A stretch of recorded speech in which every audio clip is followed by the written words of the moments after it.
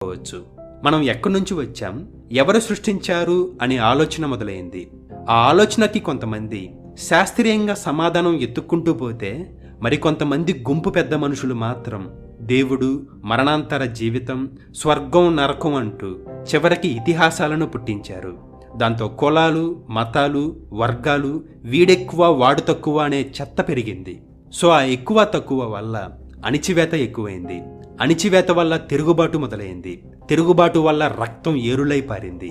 ఎగ్జాక్ట్గా ఈ టైంలోనే కొన్ని గుంటనక్కలు అధికారం కోసం భద్రత పేరుతో, ఐక్యమత్యం పేరుతో, హక్కుల పేరుతో, అంటరానితనం పేరుతో, మేం ఎక్కువ మీరు తక్కువ అనే పేరుతో ప్రజల్ని ఆలోచించనీయకుండా దేవుడు, మతాల పేరుతో మోసం చేస్తున్నారు.